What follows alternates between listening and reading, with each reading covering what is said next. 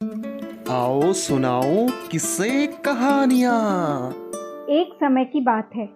सेठ सोहनलाल अपनी पत्नी और 2 बेटों के साथ रहते थे। उनके हीरे जवाहरात, अनाज और कई तरह के व्यापार थे। इसके अलावा वो लोगों को ब्याज पर धन भी दिया करते थे। उनका बड़ा बेटा उनके व्यापार में बहुत हाथ बटाता था और छोटा बेटा वो निठल्ला था। वो कोई काम न करता, उसकी व्यापार में कोई दिलचस्पी नहीं थी। वो इधर उधर भटकता दिन भर और घर आकर खाना खाता और फिर सो जाता।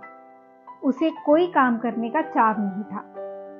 सेठ जी इस बात से बहुत परेशान रहते, लेकिन बड़ा बेटा, उसे वो बिल्कुल श्रवण कुमार मानते थे। एक बार उन्होंने बड़े बेटे को बुलाकर कहा कि बेटा, दूर देश से कोई रत्न के व्यापारी आए हैं। वो तुम्हें बंदरगाह पर ही मिलेंगे। तुम्हें वहां तक का सफर तय करना होगा और जाकर रत्न देख परख कर ले आना। बड़े बेटे ने कहा, ठीक है पिताजी। लेकिन पिताजी ने उसे एक और बात समझाई कि भूल कर भी ठगों के गांव की तरफ मत जाना। वो तुमसे कौन सी कहानी बनाकर क्या ठग लेंगे, तुम्हें पता भी नहीं चलेगा। उसने हाँ में सिर हिला दिया। सुबह होते ही बड़ा बेटा रत्नों के व्यापार के लिए निकल गया। जब वो वहां से वापस लौट रहा था तो काफी अंधेरा हो चुका था। अंधेरे में उसे दिशा का ज्ञान नहीं रहा और वह भटक कर ठगों के गांव में ही पहुंच गया। वहां पर उसे एक काना ठग मिला।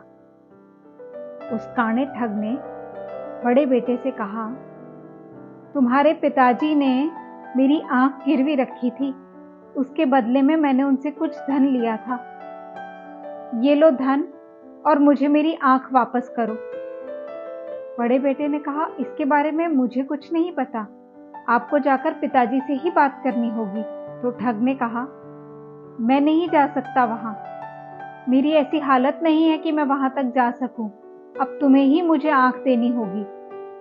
तुम कुछ रख जाओ और फिर मुझे मेरी आंख दे जाना, फिर मैं तुम्हें तुम्हारा सामान वापस कर दूंगा। बड़े बेटे ने कहा, मैं नहीं छोड़ सकता अपना सामान आपके पास, ये बहुत कीमती सामान है। ठग ने कहा, मेरी आंख कीमती नहीं थी। उसने बहुत सारे लोगों को वहां जमा कर लिया और सब ने मिलकर उस बेचारे को घेर लिया। बेचारा उन सबके बीच में फंस गया था। जैसे तैसे अपनी चीजें देकर जान छुड़ाकर वहां से चला आया। आकर उसने पिताजी को ये सारी बातें बताई। पिताजी दोनों हाथ सर पर रखकर पछताने लगे कि उन्होंने क्यों बेटे को भेज दिया। लेकिन खैर, बेटा वापस आ गया था, उन्हें इस बात की भी खुशी थी। तो उन्होंने कहा, ठीक है, जाने दो, कोई बात नहीं। छोटे बेटे को जब ये बात पता चली तो वो पिताजी के पास आया और उसने पिता से कहा कि मैं जाना चाहता हूं इस बार। पिताजी ने कहा, तुम्हें कोई अनुभव नहीं है। जब बड़ा बेटा ही लुटकर आ गया है तो तुम जाकर क्या करोगे? तुम रहने दो, अगली बार से मैं खुद ही जाया करूंगा। छोटे बेटे ने जिद कर ली कि नहीं, आप मुझे जाने दीजिए, इस बार व्यापार के लिए मैं ही जाऊंगा। पिता को बेटे की बात माननी पड़ी। इस बार छोटा बेटा सामान बांधकर सुबह सुबह सफर के लिए निकल पड़ा और रत्न लेकर जैसे ही वो वापस लौट रहा था, पिताजी ने उसे भी रोक दिया था कि वापसी में वह ध्यान रखे कि ठगों के गांव की तरफ से बिल्कुल नहीं जाना है। लेकिन छोटा बेटा थोड़ा चंचल था।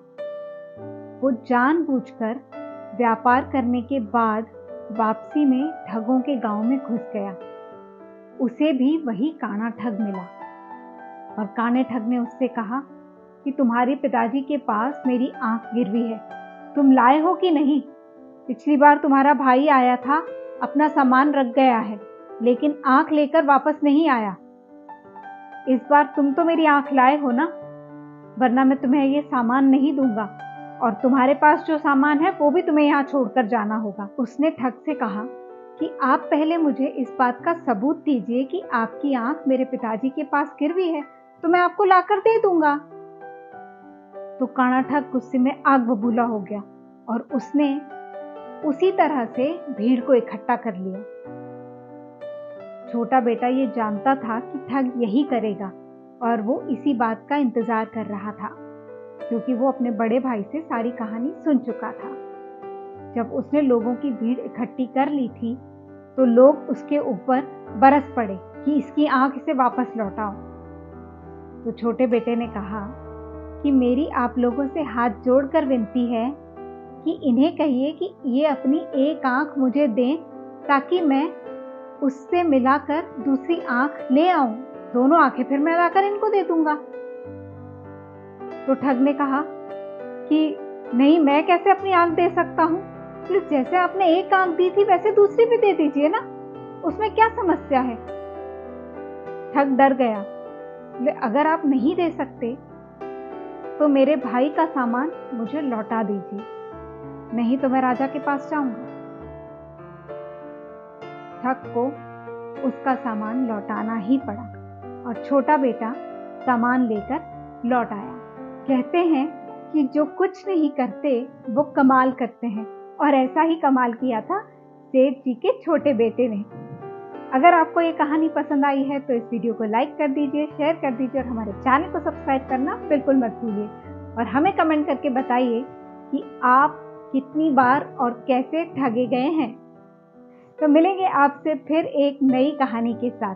तब तक के लिए नमस्कार।